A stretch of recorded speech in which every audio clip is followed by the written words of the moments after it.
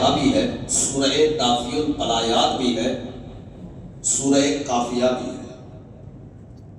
جس کا بار بار تکرار ہوتا ہے، جس کی 7 آیتیں سورۃ السبا 7 آیتوں پر مشتمل ہے، جس کے اندر مفسرین کرام فرماتے ہیں کہ رب تبارک و تعالیٰ نے جنت و جہنم کے 7 دروازے بنائے، ایک آیت مقدسہ کو پڑھ کر کے سورہ فاتحہ کی ایک جہنم کا دروازہ بند ہوتا ہے، ایک جنت کا دروازہ بندے کے لیے کھل جاتا ہے۔ تو جو 7 آیتوں کو مکمل طور پر ادا کرتا ہے، 7 دروازے اس کے لیے جہنم کے بند ہوتے ہیں، 7 دروازے جنت کے کھول دیے جاتے ہیں۔ یہی سورہ فاتحہ ہے جسے تفسیر کے اندر پڑھو گے اور مفسرین کرام نے جو اس کی تنویر بیان کی ہے کہ اس کی تعریف اور توقیر کیا ہے، اس کے فائدے کیا ہے، تو ایک سورہ فاتحہ بھی ہمارے لیے کافی ہو جائے۔ لیکن ضروری ہے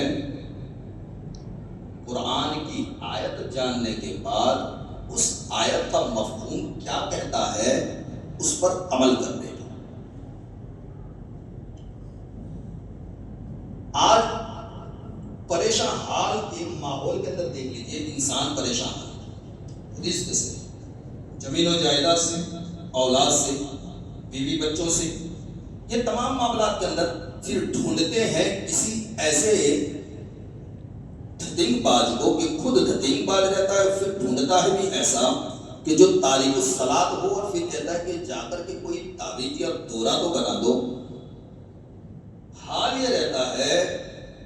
کہ جسے کچھ علم نہ ہو وہ فائدے کی جگہ پر نقصان دیتا ہوا نظر آئے، اور وہ بھی کیسا کہ تم پہنچے تو کیا سب سے پہلے ایک تیر کو چلائے گا کہ تجھ پر کسی نے جادو کر دیا ہے، پھر بندہ بھٹکتا رہے، گھومتا رہے، اور اسی سوچ و فکر میں کہیں میرا بھائی تو نہ ہوگا، کہیں میری سسرال کی طرف سے تو نہ ہوگا، کہیں میرے سالوں کی طرف سے تو نہ ہوگا، کہیں بھائیوں کی اولاد کی طرف سے نہ ہوگا، کس نے کیا ہوگا، پھر اسی عالم کے اندر دشمنی بھی بڑھنے لگتی ہے۔ تو ان تمام معاملات کے اندر مفسرین کرام فرماتے ہیں کسی اور کی ضرورت نہیں ہے، تیرے ہر درد کی دوا تیرے گھر میں موجود، تو اٹھا کر کے پڑھ تو صحیح۔ ہر مشکل کا حل قرآن ہے، ہر پریشانی کا حل قرآن ہے، اور یہی قرآن کی آیتوں کے اندر فرماتا ہے کہ تجھے جو بھی مشکلات ہو اس مشکلوں کو حل کرنے کے لیے قرآن کافی ہے، کسی اور کی ضرورت نہیں، قرآن کافی ہے۔ قرآن کو کہتا ہے قرآن کافی ہے، تو اس کی طرف رغبت تو کر، لیکن ہم اسے داغ کی چینت بنائے بیٹھے ہیں۔ رمضان آیا تو اترا نہیں تو پھر صاف کر کے پھر واپس رکھ دیا، اور کچھ کا حال تو یہ ہے کہ گھروں کا تو رکھ چھوڑو، مسجد سے لے کر کے چلے جانا، پھر رکھا تو رکھا، نہ رکھا تو مسجد کا بھی گائے۔ لیکن یہی قرآن تمام پریشانیوں کا حل،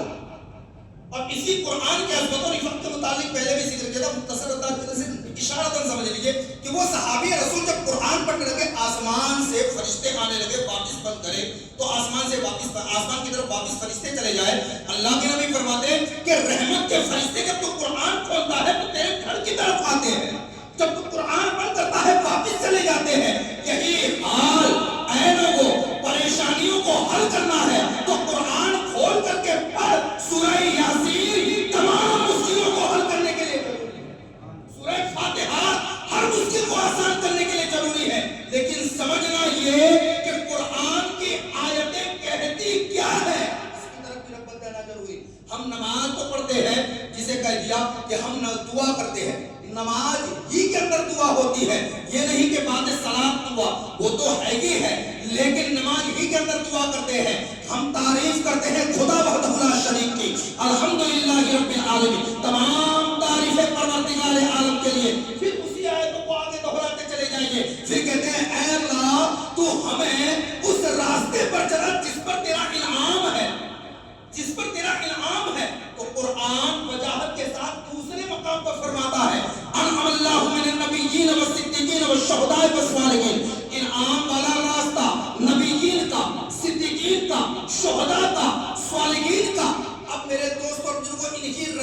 طرف دیکھیں تو یہی بزرگان دین فرماتے ہیں اے لوگو جاواد سفر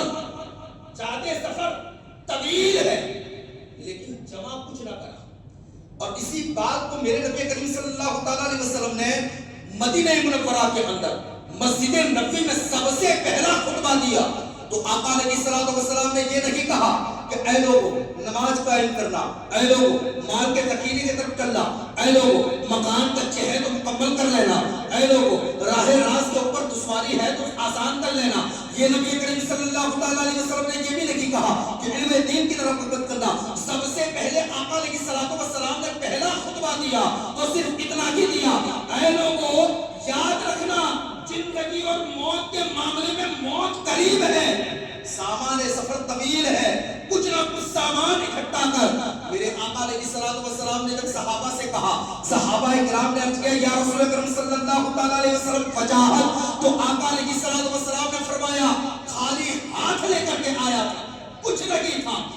نہیں تھا, نام بھی تیرے باپ کے کہنے پر تیرا رکھا گیا, کچھ نہیں تھا, تو زندگی کے ہر لمحات پر انگلی پکڑ کر کے چلنے لگا, کچھ نہیں تھا, تو تھوڑا سا جوانی کے شباب پر پہنچا, یہ اکٹھا کر لوں, یہ بنا لوں تو اطمینان ہوگا, یہ جمع کر لوں تو اطمینان ہوگا, لیکن موت آ گئی, کچھ نہیں تھا, کچھ لے کر کے نہیں آیا اور اسی عالم میں واپس پلٹ گیا, کچھ لے کر کے بھی نہیں گیا. میرے نبی فرماتے ہیں یہی تو حال ہے کہ یہ دنیا ہے مختصر سی زندگی لیکن سامان سفر طویل ہے. اے لوگوں پھر قبر کے منزل کے اندر رہنا ہے جو طویل معاملہ ہے, حشر تک وہاں لوٹنا اور حشر کے دن پھر حساب و کتاب ہوگا. تو اے لوگوں زندگی چھوٹی ہے, سفر طویل ہے, تو طویل سفر کی طرف رغبت کرنا, چھوٹی سی زندگی کی طرف رغبت نہ کرنا. میرے آقا علیہ الصلوۃ والسلام نے اسی کی طرف دھیان دیا اور اسی کی طرف توجہ دیتے ہوئے صحابہ کرام سے فرمایا کہ اے لوگوں اسی کی طرف رغبت کرنا. اب تاریخ اٹھا کر کے دیکھ لیجئے, صحابہ کرام کوئی علم سے خالی نہ تھے, قرآن کی آیتوں کو یاد کر کے پورا قرآن سمیٹنے والے صحابہ کرام کی ذات ہے جو نبی کریم صلی اللہ تعالیٰ علیہ وسلم کے پہلو میں رہے. یہ حال ہے کہ جب کہ نبی نے حکم دیا سب کچھ قربان کرنے کے لیے تیار ہو گئے. حال تو یہ ہے کہ کبھی بھی نبی کریم صلی اللہ تعالیٰ علیہ وسلم کے فرمان کے خلاف کام نہ کیا. اور ایک آج ہمارا معاشرہ, ہماری زندگی دیکھ لیجئے, رب سے دعائیں کرتے ہیں ہمیں اس راستے پر چلا جس پر تیرا انعام ہے, اور تارک الصلاۃ بن کر کے جیسے ہی نماز ختم ہوئی حال یہ رہتا ہے کہ گناہوں کی طرف رغبت کرتے ہوئے نظر آتے ہیں. ابھی تو دعا کر کے آیا, انعام والوں کے راستے پر چلا اور پھر تو گناہوں کی طرف بڑھتا ہے. ارے تو توجہ کر کے تو دیکھ, قرآن کی آیتوں کو پڑھنا ہی نہیں, اس کا ترجمہ کیا کہتا ہے یہ سمجھ لے گا تو مفسرین کرام فرماتے ہیں کہ تو گناہوں کی طرف مائل ہونے سے دور رہ جائے گا. لیکن ضروری ہے کہ تو نماز میں کیا پڑھتا ہے اس کا جاننا بھی, تو نماز میں جن آیتوں کا ورد کرتا ہے اس کا جاننا بھی ضروری ہے. میرے دوست اور بزرگوں, اب اسی حالات زندگی کے اندر معاشرے کے حالات کو دیکھتے ہوئے صحابہ کرام کے دور کو دیکھیں اور ہماری زندگی کو دیکھ لیجئے. ہم محبت رسول کا دعویٰ تو کرتے ہیں, ہم دعاؤں کے الفاظ تو ادا کرتے ہیں, لیکن حال یہ ہے کہ صحابہ کے تقوی کی طرح ہماری زندگی نہ ہو سکے, صحابہ کی محبت کی طرح ہماری محبت نہ ہو سکے, صحابہ کی زندگی کی طرح ہمارے صبح شام نہ ہو سکے. میرے دوست اور بزرگوں, وہ صحابی رسول جو محبت رسول میں ایسے سنسار رکھے کہ جب نبی نے جو حکم دیا اس پر عمل پیرا ہوتے رہے. حد تو یہ ہے کہ آقا علیہ الصلوۃ والسلام کے ایک صحابی رسول جو حضرت ابوبکر صدیق کے داماد لگتے ہیں, جب ان کے پیروں کے اندر ففولہ نکلا اور پیر کاٹنے کے قریب آیا تب آپ کو علاج کرنے والے نے یہ کہا کہ تھوڑی سی شراب پی لیجئے تاکہ تمہارا پیر کاٹتے وقت تمہیں تکلیف نہ ہو. تو آپ نے کہہ دیا انکار کرتا ہو, مجھے اس کی ضرورت نہیں ہے, ویسے ہی تم کاٹ سکتے ہو. پھر کہا میں تمہیں نشے کی کچھ گولیاں دیتا ہوں, تم بے ہوشی کے عالم میں رہو گے, تمہیں درد نہ ہوگا. آپ نے فرما دیا مجھے اس کی بھی ضرورت نہیں ہے, میں اطمینان رکھوں گا, تم میرا پیر کاٹو, میں تم سے شکایت نہ کروں گا. میرے دوست اور بزرگوں, اس کے بعد آپ کا پیر کاٹ لیا گیا, پیر جسم سے الگ ہو چکا, پٹی بند چکی. اس کے بعد آپ نے کٹے ہوئے پیر کو اپنے ہاتھوں میں اٹھا اٹھا کر کے آنکھوں سے اشک بہانے شروع کر دیے. جو طبیب علاج کر رہا تھا انہوں نے فوراً کہا کہ یہ کیا، آپ سے میں نے پہلے ہی کہا تھا کہ آپ کسی چیز کو لے لیجئے تاکہ آپ بے ہوشی کے عالم میں رہے، کوئی تکلیف نہ ہو. تو آپ فرماتے ہیں تم سمجھتے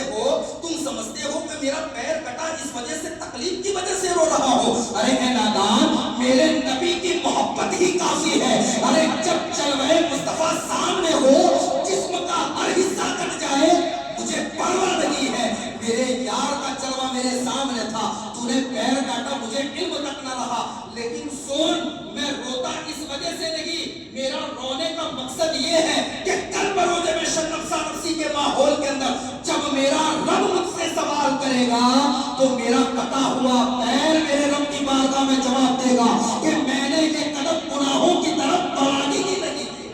میں نے یہ قدم گناہوں کی طرف بڑھانے کی نہیں تھے. یہ میرا پیر میرے جسم کے خلاف جواب، میرے متعلق جواب دے گا. میں اسی وجہ سے رو رہا ہوں کہ کل بروز محشر نفسا نفسی کے ماحول میں میرا کٹا ہوا پیر میرے خلاف گواہی نہ دے دے. میں یہی سوچ کر رو رہا ہوں. میرے دوستو، یہ کوئی عام نہیں ہے بلکہ صحابی رسول ہے. ایک مقام پر یوں سمجھ لیجئے کہ محبت رسول میں سرسار رہنے والے، عبادت و ریاضت میں لبریز رہنے والے صحابہ کرام کے تقوی اور پرہیزگاری کی زندگی کو دیکھیں تو یہی تو اصحابی کا لزوم ہے کہ جنہیں دیکھ کر کے ہمیں اپنی زندگی سنوارنی ہے. تو نمازوں کے اندر ہم بار بار دعا کرتے ہیں، اے رب تو ہمیں اس راستے پر چلا جس پر تیرا انعام ہے، اس پر نہیں جس پر تیرا غضب اور قہر نازل ہوتا ہے. یہ دعا ہم بار بار کرتے ہیں. لیکن میرے دوست اور بزرگوں، اس کے باوجود ہم تارک الصلاۃ کرتے ہیں،